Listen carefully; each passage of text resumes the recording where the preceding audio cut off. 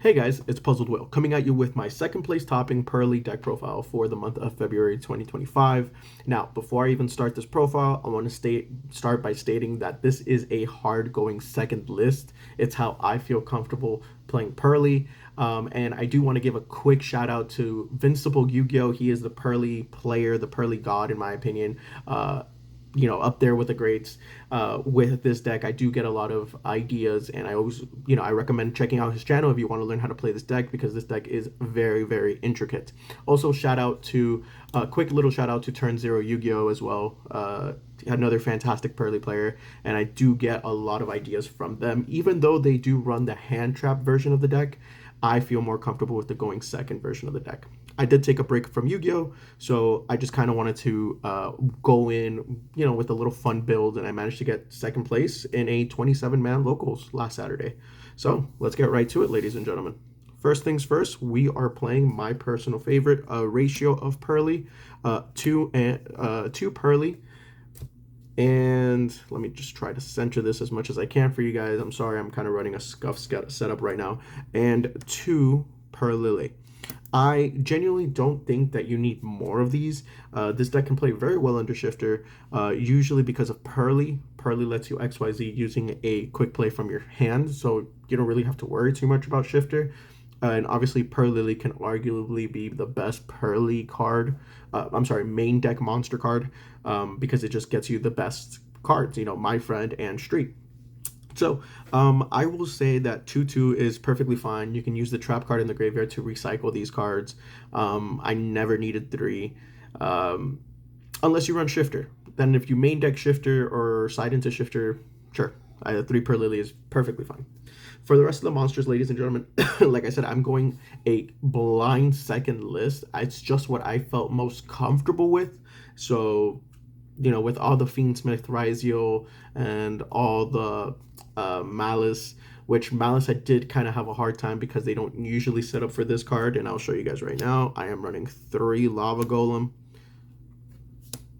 Okay, Lava Golem just kind of deals with those problematic boards. Basically, kaiju 2 of your opponent's monsters, and then special summon them. Special summon this card. It just clear out boards, and it just triggers a lot of stuff that your opponent does need to interact with.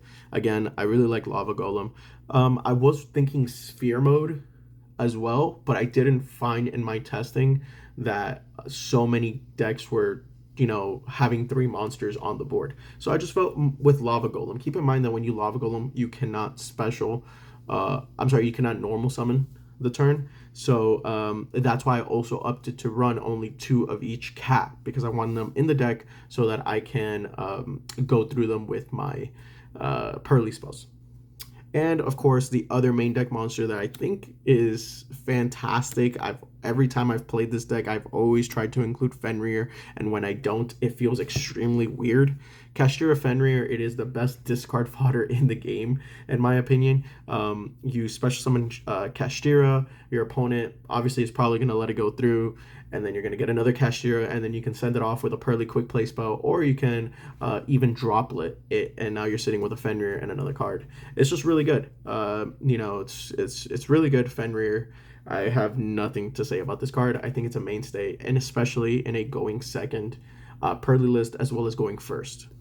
For the Purrely spells now, right? We are running the 3 My Friend Purrely, Mi Amigo Purrely. Obviously, this card is fantastic. It gets you to your engine. I only got Ghost Ogred once on this card. Not that many Ghost Ogres, surprisingly. At least not in my locals, even though my locals is extremely competitive. But the one time I had Ghost Ogre, I had the Happy Memory to protect it. And yeah, that game was pretty much over. So the 3 My Friend Purrelys, it's just really good to kind of set this up and just to crash. Even if you do not have enough resources, go for that overlay, attack into your opponent's monsters, damage step, this activates, and then you just get all your resources from the graveyard back. So you can kind of keep playing. Purrely is one of those decks that you cannot play with 1 card in your hand. It is not a 1 card starter deck. So you do need to see other cards. We are obviously running the 3 Purrely Street. This card has lost significant value in terms of since we're no longer in Snake Eye format or Fire King format. During those formats, this card was fantastic because it's it protects against targeting, but it still helps against Veiler, Mourner, Imperm, etc., etc. So I think this card is obviously still fantastic. Run it at 3. It just sets up more of your plays. This, in tandem with my friend Purrely, gets you a monster and gets you your spells. For the quick plays, we're obviously running the 3 Happy Memory. This card's fantastic. I mean, these are what gets you to your engine. Ladies and gentlemen, I find that a lot of people, and I have also left comments on videos asking, hey, like, I'm really interested in this deck. Do you have any tips or tricks? Ladies and gentlemen, the number 1 tip in playing Purrely, in my opinion, read your cards. I know that is such a duh, but like, I mean, like, genuinely read your cards. A lot of people just, okay, Happy Memory, discard special. That's literally what people think. Absolutely not. This card prevents 1 card on the field from being destroyed by card effect for the first time. So again, Ghost Ogre, you can play around Ghost Ogre. This card's really good into Fire Kings, into Unchained, back when Unchained was a deck, right? So I think, please, read your cards. That is how you're going to get really good at this game. I'm sorry, with this deck, excuse me. They have like little nuances that you might think, oh, this is a really stupid effect. I'm just going to be using it to special from the deck. No, read them, and I promise you will get better with this because you'll see different lines of plays. That's what I use to get better at this deck. 3, Pretty Memory. By the way, I picked up this deck because my daughter is a big fan of cats. And they're cute, right? So 3 Happy Memory, gain 1,000. Each player gets 1,000, and then onwards, one effect, discard 1, special summon a level 1. Okay, and obviously they have different. I'm sorry, I didn't even talk about their other effects. They actually have 2 effects each quick play, right? So they have their main effect, first time destroyed by card effect. It's not destroyed, battle. Card effect damage, right? But they also have effects when they're attached to their significant XYZ. Okay, so with if this card is used as, if Happy Memory is on an XYZ material, this card can attack a number of times each battle phase up to the number of Purrely Happy Memories. So you can potentially attack 2, 3 times. Pretty Memory, so, you can send 1 other card you control to target 1 card your opponent controls and attach it, so it's great spot removal, without sending it to the graveyard. Obviously the limited memories are the 2 Delicious. This is your booster, right, to make your XYZ monsters bigger, and then obviously the 2 Sleepy Memory, which this lets you draw the card. Okay, so they have like about 2 effects each card. You must know them really well. The moment that you get really good with this is the moment that I see myself improving as a Purrely player. What I really like about this deck is that not only is it non-linear, but like there's different things that you can do every different game, right? So you can have one game and be like, man, I could have done this, and this different, and where would it lead you? And I feel like that's what you need to overall become a better Yu-Gi-Oh player, right? And of course, for the last of the Purrely engine, we're running the Purrely Yeep. Ladies and gentlemen, with this card, I have actually recently found out that it is not good immediately to set up, meaning Baby Noir into this. That's usually the common play, right? Because you get the setup, draw 2. But I actually find out that it's better to use this effect, to use, not Purrely, Purrely. If you already have My Friend Purrely or Street, use Purrely's effect to get Purrely Yeep. Don't just be like, oh, I can just go into a Noir. Why? Because Noir can get hit by Ghost Ogre, and that is a very big issue, or it can get chain blocked. So make sure to have Purrely Yeep to search it off Purrely. You don't need Noir directly to set it up. Ladies and gentlemen, that is it for the Purrely engine. I believe that's 21. So the rest of the cards are basically board breakers. Okay, again, you can run hand trap builds. I know that's what Invincible Yu-Gi-Oh runs, hand trap builds, as well as turn 0 Yu-Gi-Oh. He does run hand traps. I just don't feel comfortable with it. I find it very difficult to break boards and play around too much setup. So maybe I'm just a dumb Yu-Gi-Oh player, but this is how I find my wins and how I got second place, managed to get second place. Okay. One of the best cards in this deck, obviously, is Forbidden Droplet. I view this kind of like playing Sky Strikers, right? So I will activate a Purrely spell. my opponent, let's just say, activates something in response, like a detonator or whatever, I can chain Forbidden Droplet and like target their detonator or something else. You know what I mean? Or in terms of malice, something malice related. You know what I mean? I think Droplet is extremely, extremely good. In this deck. Not only that, you can send things like Fenrir from your hand. You can send things like Lava Golem if you're deciding to go first, or something like that. Or you have a dead Lava Golem because they only have one monster. You can also do that as well, and they will not be able to respond with monster effects. So I think Forbidden Droplet is really, really good. I was actually looking at it, and there's a lot of really strong board breaker options. So I just really like those going second board breaker decks, like Sky Strikers and now Purrely. Probably one of the best cards in this deck is Book of Eclipse. This card is fantastic. Fantastic against Ryzeal. Fantastic against that DDD High Wave Caesar, Kaiser, whatever. Those annoying cards. This card's fantastic. Yes, you do lose to Ash, but then again, we do have other board breakers for that. But if this resolves, this is fantastic. There's two Melodious players in my locals. So, they combo off, whatever. And I Book of Eclipse their entire board, and I just managed to OTK them through the happy combo. So, yeah, this card's fantastic. 3 Dark Ruler No More. Again, Purrely does OTK very well, but I do find that the best thing with Purrely is just minimize your opponent. It's almost like Sky Strikers, right? I have the mentality of a Sky Striker player when playing Purrely. Minimize your opponent's um, card advantage, minimize your opponent's interactions, and then you just set up to a point where you have a 5 material Noir, sit on it, and your opponent literally is on top deck mode, and next turn you just go and you just slowly wither them down. So I don't really find myself like doing crazy damage. Dark Ruler No More is pretty good against Melodious. Ryzeal is a little bit annoying if they have the twin XYZ in the graveyard. Still pretty good though, because it does allow you to play. So I think it's pretty good. I have no complaints about it. Ladies and gentlemen, I am running the 2 Triple Tactics Talents. This can be a board breaker. This can be a draw 2. This can be a look at your opponent's hand if you just have so much gas. It doesn't matter. This card does everything that you want it to. And again, we're in a format of Yu-Gi-Oh! Where, guess what? We are, every deck is playing hand traps, right?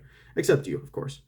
For the last 2 cards, I am running the one called By the Grave to stop those pesky ogres, those ashes. If you only have one quick play spell, you do lose to an ash half the time. So called by is just there for, those annoying things, or draw. And then, of course, the 1 Pot of Prosperity, just to kind of increase consistency and to see more board breakers like Lava Golem, Dark Ruler No More, Droplet. I think this card's really good, especially in a board breaker build. I do see some people not run Pot of Prosperity, but they're usually on the hand trap version, so they want to see more hand traps. But I think the 1 Pot of Prosperity is really good. This is a flat 40 deck. I did want to include the Black Goat Laughs as my 41st card, because I taught Invincible Yu-Gi-Oh! Play it as like a 31st card. It's a really good discard, for your Purrelys. But I just went with a 40 card deck, and it did just fine. Ladies and gentlemen, my extra deck is completely not done. I am missing 1 key piece, or maybe 2 key pieces. But again, tailor it to what you feel comfortable with. I'm running the 1 Noir. You only need the 1. This sets up your Yeep. I am running 2 Plump. Now, I am not the best Purrely player. I only went into 1 Plump. You only really realistically need 1 Plump to set up those big material. What's those things called? Those big material X Purrely Noir. But yeah, just 1 if you feel comfortable with it. Probably arguably one of the best cards in the extra deck next to Happy and next to Noir is also Beauty. Beauty is your quick effect negate on your opponent's turn. So usually if I have like a Yeep in hand and a Beauty, because I can't get to a big Noir or whatever the case may be, I usually wait to Beauty, right? Negate my opponent's monster, right? If they talons or they do something, then I usually go and overlay into a 5 mat Noir. It becomes unaffected. So That's usually how you're going to win most of your games. I feel beauty is very underrated. Ladies and gentlemen, don't forget that to make beauty you need the pretty memory, and pretty memory gives beauty an extra effect, or gives your XYZ monster an extra effect, meaning that you can send one card you control to the graveyard to then target a card your opponent controls and attach it to it as a material. So it's really good non-spot removal. Keep that in mind. Again, the 2 happiness, this card is fantastic, allowing you to kind of search your engine continuously, infinitely, up to 3 times.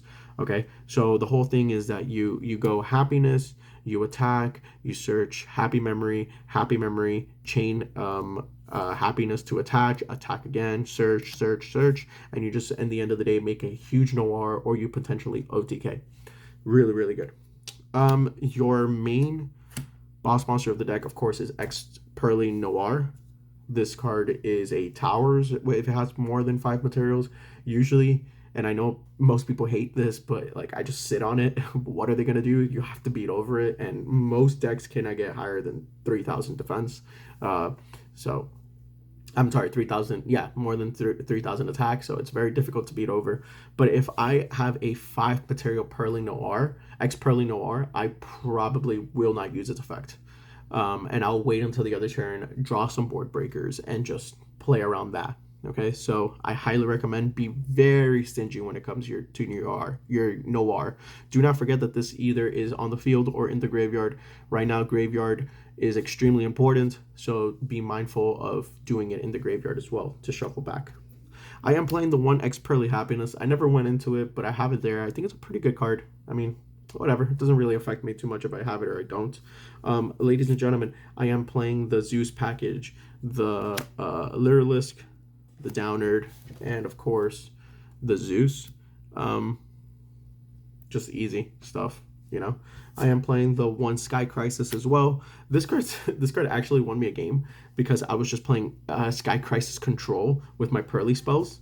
My opponent couldn't do anything because I just kept protecting it from battle, or kept, you know, doing something of the sort, and he just couldn't really beat over it, or, you know, all his monsters were higher. So those were pretty good. And of course, this space should be for like Little Knight or Agent Moon, but I don't currently have it. Remember, I'm coming back to the game, so I don't currently have those staple cards. But yeah, that Nightmare Phoenix can totally be an SP Little Knight, which I did miss because there's a lot of times where you end on a Purrely XYZ, and you can potentially end on a SP Little Knight, so you have multiple different types of interruptions. So yeah, that's really good.